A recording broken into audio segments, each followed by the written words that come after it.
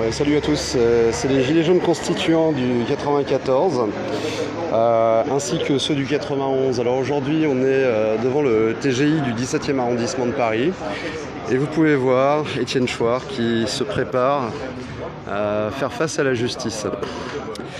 Donc il est accusé de négation de crimes contre l'humanité. Et là, il va recevoir donc sa convocation pour passer au tribunal. Alors, je vais me tourner plutôt vers les camarades du 94 et du 91. Cette fois-ci, parce que nous, on fait une forme de... On est parti pour le live. Ça lance là ? Ouais, c'est parti. Donc, j'ai fait une petite présentation, j'ai montré Étienne Chouard face à la porte.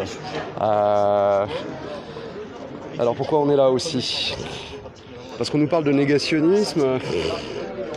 Eh bien, on voit que les gens honnêtes sont poursuivis, alors que les criminels au pouvoir, qui eux font preuve d'un négationnisme du traitement qui existe, qui nous oblige à nous confiner, et on voit tout simplement que c'est toujours les mêmes et que la justice n'existe pas dans ce pays.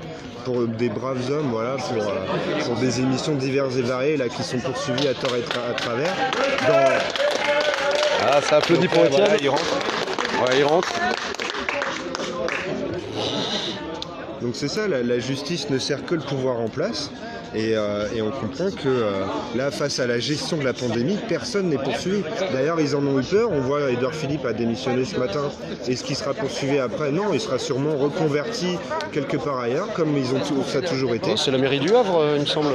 Oui, j'ai pas suivi moi vraiment où il va partir, mais bon, on connaît les magouilles. Bon, ils auront toujours une place dans un comité Théodule, payé 10 000 par mois. Ils s'en sortiront toujours à ce niveau-là. Mais on va peut-être rappeler quand même pourquoi est-ce qu'on parle de négationnisme présidentiel. Parce qu'on est dans un pays en fait où on lutte contre le négationnisme de par la loi. Mais nous, on a parlé de négationnisme présidentiel par rapport à la crise du Covid en fait. Tout à fait. Ce qui se passe, nous, en tant que Gilets jaunes constituants, donc il y a eu une lettre qui a été écrite au nom de la nation, qui dénonce le négationnisme présidentiel et la négation donc du traitement qui existe, et surtout la préméditation de la crise qui allait arriver. Et même encore en mars, on nous disait non, vous en faites pas, il n'y a rien. Alors que dès janvier, ils ont interdit la chloroquine, ils ont empêché les médecins de prescrire tous les traitements possibles. Donc on a le Rivotril, etc. Oui, c'était Doliprane obligatoire pour tous, et puis jusqu'à ce que vous soyez hospitalisés. On disait aux gens surtout, n'allez pas à l'hôpital, restez chez vous. Et ça a quand même causé des morts. On pense à nos vieux en EHPAD qui sont morts seuls. Moi-même, j'ai des amis, bon, c'est pas du Covid, mais qui sont morts sans pouvoir aller voir en fait leurs proches à l'hôpital. 2 semaines seuls dans un hôpital et morts seuls, c'est quand même incroyable. Et donc tout ça, voilà, c'est la négation des choses, la négation donc du traitement et le crime qui a été donc clairement prémédité, et il nous prépare un reconfinement toujours sans traitement, sans rien, en attendant le vaccin qui sert qui sert toujours les milieux Big Pharma, donc de manière économique, et aussi de prendre l'ascendant donc sur la masse avec le vaccin donc de Bill Gates et compagnie. Ça, on a déjà fait des dossiers sur tout ça. Si on a parlé de négationnisme présidentiel aussi, c'est en référence au vrai négationnisme, c'est-à-dire la négation d'un crime de masse. Et on a tendance à considérer, enfin moi en tout cas, que crime de masse il y a eu dans le cadre du Covid, c'est-à-dire qu'on a empêché les gens de pouvoir se soigner avec des traitements efficaces. Tout à fait. Et que de ce fait, c'est Dr Perron qui a réagi là-dessus, qui a dit qu'on avait 25 000 morts en trop du simple fait de la politique gouvernementale, tout à fait. Tout simplement. Et c'est pour ça qu'on parle de négationnisme, c'est-à-dire que ces gens nient un crime de masse qui a eu lieu. Et négationnisme présidentiel, plus précisément, c'est la négation de sa propre fonction, qui est censée être, entre guillemets, le père du peuple et de le protéger. Or, il nous met clairement en danger et il continue comme ça. Donc voilà, c'est pas normal. Et donc des gens comme Étienne, là, alors pour une histoire, qui sont poursuivis encore et encore, mais c'est toujours les mêmes qui prennent, donc le peuple et les dirigeants qui soit s'en mettent plein les poches et qui sont reconvertis, etc. Donc faut arrêter tout ça. Ce qu'on veut, c'est la justice. Et là, clairement, Étienne, en tant que, on va dire, ancien porte-parole des Gilets jaunes, il nous prouve clairement qu'ils veulent attaquer les Gilets jaunes et tuer le messager, parce que on appelait Étienne Chouard le père du RIC. Donc clairement, ils veulent tuer le messager. C'est la logique de l'inversion, en fait. Comment dire, Étienne Chouard, il l'a dit lui-même. De quoi ils peuvent m'accuser d'être démocrate. Tout à fait. Pour la démocratie, non, c'est pas possible. Donc ils vont le faire passer pour un abominable, De toute façon, néo-nazi. Depuis, on va dire, 15 ans que Étienne est dans... Parce qu'ils lui font payer aussi, je pense, le non au référendum en 2005, quelque part. Et depuis 15 ans qu'il est dans le paysage politique, il n'y avait aucun angle d'attaque sur lui. Donc là, ils ont profité de ça pour... Oui, la moindre brèche va être exploitée, la moindre hésitation dans... Parce qu'au final, qu'est-ce qu'on lui reproche ? D'avoir vaguement douté, d'avoir eu un moment d'hésitation dans sa réponse. Enfin, c'est quoi qu'on lui reproche ? Voilà. Ou d'être ouvert au fait de discuter avec tout le monde, même avec des gens qui sont pas ça, on lui reproche, c'est sûr. Justement, il a toujours été parlé à gauche comme à droite, on lui a toujours reproché. Il a toujours eu même les deux camps à dos. Et voilà, Étienne, c'est un homme intègre qui veut juste trouver une solution avec... on le disait sur les ronds-points.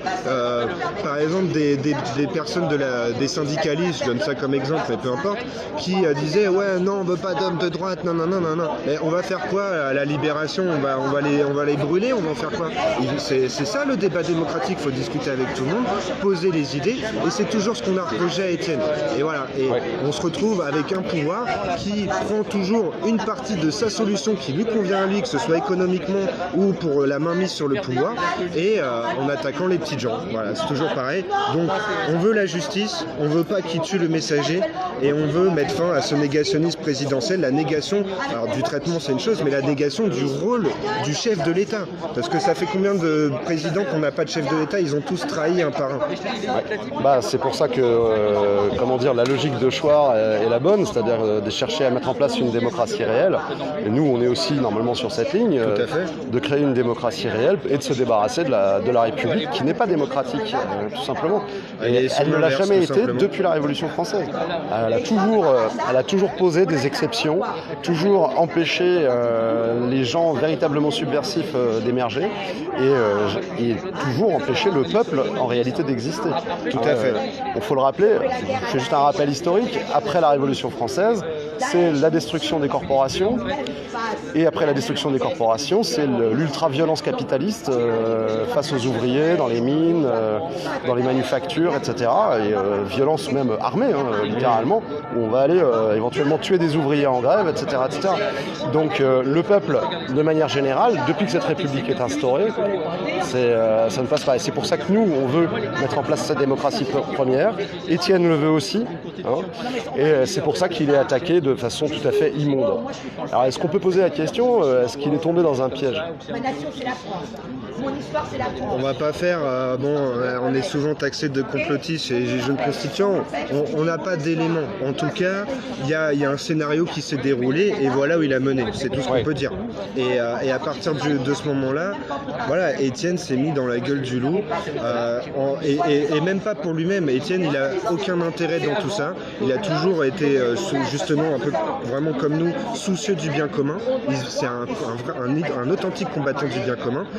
Et à partir de là, on peut se douter qu'il a des embûches à tous les carrefours, quoi, tout simplement. Alors maintenant, je pense que l'avenir nous dira qui avait prémédité cette chose-là, etc.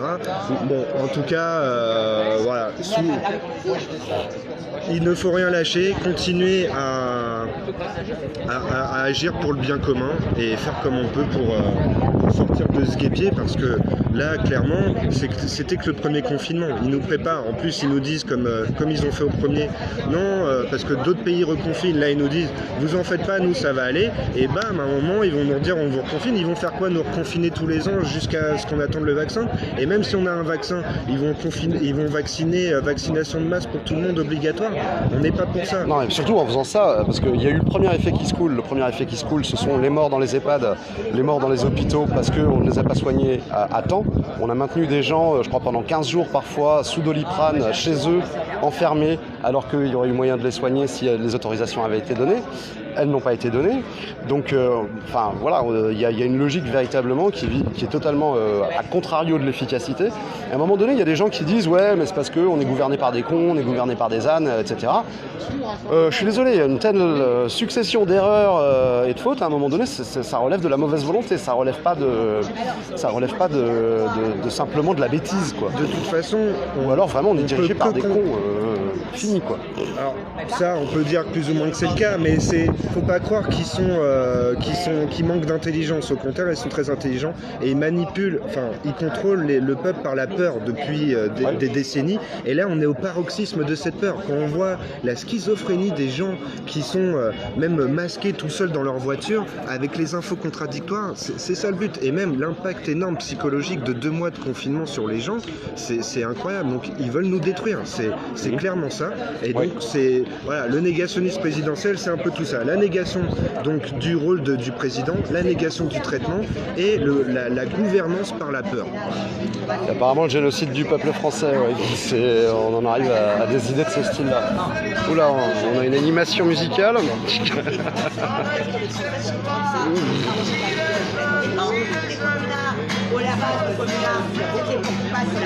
Bon, je vais voir avec les autres camarades si ils veulent intervenir sur le live. Il me semble que... Merci à toi, bonjour à tous en tout cas, et puis on ne lâche rien.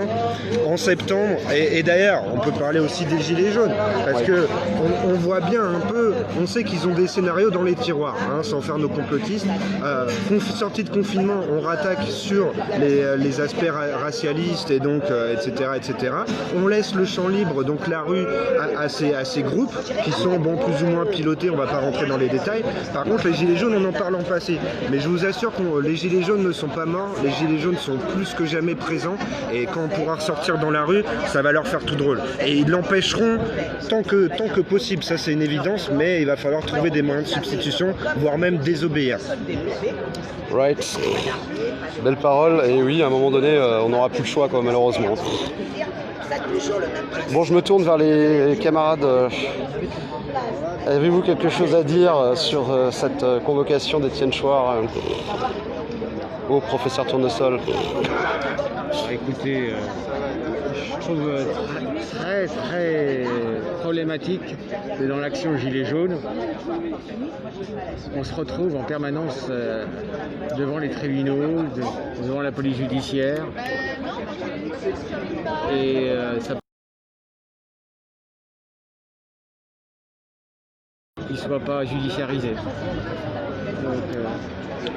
Donc, c'est le propre de tous les totalitarismes que de mettre en prison ou en hôpital psychiatrique les gens qui sont des opposants, tout simplement. c'est le propre d'une démocrature. Ouais, voilà. Une belle démocrature. C'est ce que les anglo-saxons appellent le lawfare. Le lawfare? Ouais. Qu'est-ce que c'est que ça? C'est qu'on utilise en fait la loi pour déstabiliser son adversaire politique. Oui. D'accord. Faire, F-I-R? Ouais, je sais pas, il faudrait voir d'accord. La bonne orthographe anglaise. Oui, l'instrument de la loi, c'est toujours l'instrument, en apparence le plus légitime. Donc,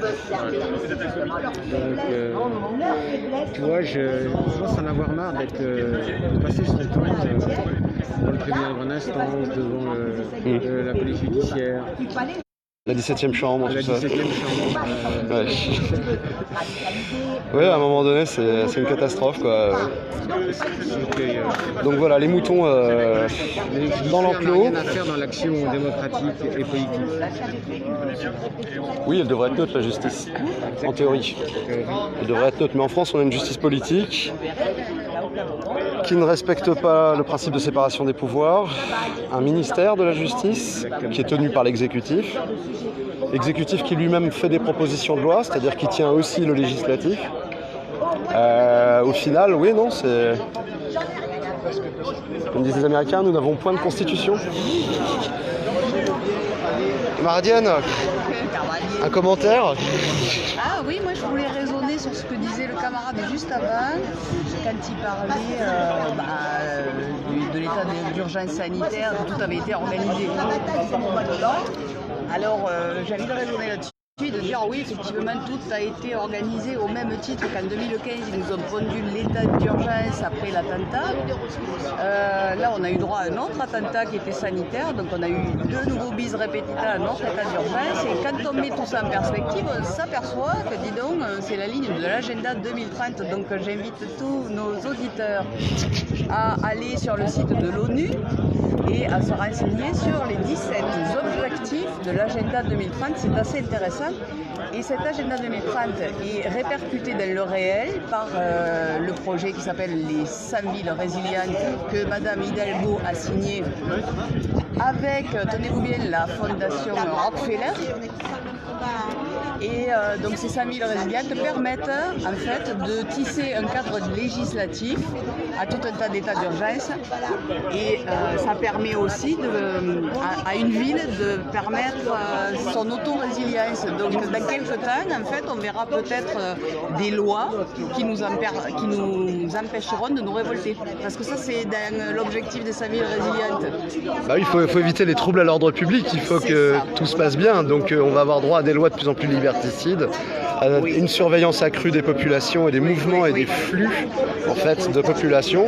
C'est pour ça que on dévie un peu effectivement du sujet, je suis d'accord, mais en commentaire on nous dit ça. C'est intéressant de le mettre en perspective. Mais il faut comprendre que cette convocation d'Étienne Chouard, elle est dans la continuité d'une logique plus générale qui nous amène droit vers un système totalitaire en réalité. Alors sur la logique d'Étienne Chouard et son audition aujourd'hui, là on serait plutôt dans un agenda messianiste. Ouais. Alors, on peut le mettre en perspective avec plusieurs événements qui se sont passés dernièrement, qui montrent qu'effectivement, il y a plusieurs agendas en cours. Ouais. Et ça, c'est une perspective qu'on peut faire au niveau global, en fouillant, en allant creuser. C'est factuel, on peut tout découvrir. Et donc, du coup, on s'aperçoit qu'il y a des factions oligarchiques qui sont en train de se batailler. Et quelque part, Étienne Chouard, il fait un peu la synthèse, quoi. Il est pris en étau entre ces à la batailles, à la croisée des chemins. voilà, entre ces batailles de factions oligarchiques. Oui, tout à fait. Ouais. Et c'est pas le seul, hein, il y en a d'autres qui sont pris comme ça en étau entre diverses factions oligarchiques. Et la population française y est plein fer, parce que quand on voit que la liberté d'opinion et d'expression est contrôlée par la loi Avia sur Internet, je veux dire, ça c'est une bataille qui nous impacte directement, tu vois. Mais la loi Avia a été retoquée, non par le Conseil constitutionnel. Tout à fait. Certains articles. Certains articles, d'accord. Oui. D'ailleurs... ça n'avance pas si vite que ça, finalement, leur projet. Non, parce que les factions oligarchiques, c'est pas un monde, comme tu disais, c'est pas un bloc. Bah non, c'est pas les Illuminati. Voilà, c'est un monde qui est quand même assez polymorphe. Ouais. Mais en tout cas, ils vont vers un même sens qui est cet agenda 2030. Ouais. Il y a juste une petite phrase qui me vient par rapport à l'audition d'Étienne Chouard, que ce soit Étienne Chouard ou quelqu'un d'autre finalement. C'est toute justification des actions ou des paroles, fussent-elles méprisables ou excellentes, est toujours un nouveau rêve qui laisse place au vide. Ah oui, c'est pas mal ça, à méditer. Ah bah ça c'est ce qu'on appelle le nihilisme contemporain, enfin on connaît ça depuis, c'est Nietzsche déjà qui dénonçait ça. Personne, que ce soit Étienne Chouard ou n'importe qui finalement, que ce soit moi, toi ou quelqu'un qui écoute, doivent se justifier par rapport à même pas une parole qui aurait pu être considérée comme négationniste ou autre. Il dit, c'est pas mon domaine, donc je ne veux pas répondre quelque chose. Et là, tout de suite, il se fait réprimander et il doit venir se justifier. Ça pourrait concerner n'importe qui. Ça pourrait considérer n'importe qui. Alors de façon plus généralisée, c'est la critique de la loi Guesso qu'il faut faire, mais aussi la critique de tout ce qui limite en fait la liberté d'expression des citoyens. D'opinion. Voilà. Et ça fait partie des libertés fondamentales. Déjà là avec le Covid, on nous a empêchés de circuler. Ouais. Là maintenant, on nous oblige à porter des masques qui nous étouffent. Enfin moi, ça m'étouffe personnellement. Oui. Au sens propre comme au sens figuré. Oui. Et puis c'est vraiment ce signe, ce symbole quelque part de fermer vos gueules, quoi. Oui. C'est fermez-la, quoi. Fermez-la, portez des masques et taisez-vous, quoi. Enfin voilà, c'est ce qu'on voulait recontextualiser, c'est cette idée, c'est que on est vraiment en marche vers le totalitarisme mondial. Et que oui, il y a plusieurs agendas de type capitalistique, de type religieux, de type et que ces agendas se combinent tous et ils sont tous en accord au final pour une logique de domination, parce que c'est ça le problème de fond. L'obsession du politique, l'obsession du pouvoir financier, etc. C'est toujours de pouvoir dominer. Et pour pouvoir dominer, il faut restreindre les libertés, il faut empêcher les gens de faire toutes sortes de choses qui pourraient être dangereuses pour l'État. Et la police de la pensée qui arrive et qui tout de suite, hop, non, vous devez effectivement dire exactement comme ce qu'on vous a dit de comment penser et comment avoir un type de discours qui soit cohérent avec la politique qui est actuelle. Ça va dans la logique de l'hyper-contrôle. Absolument. Ça, c'est clair. Voilà, c'est ça. Il y a des obsédés du contrôle. Et ce sont des malades mentaux, il faut le dire. C'est pas nous les malades, c'est pas nous les fous. C'est eux les fous dangereux. Parce que nous, à la limite, qu'on soit des doudingues un peu allumés, bon, soit, admettons.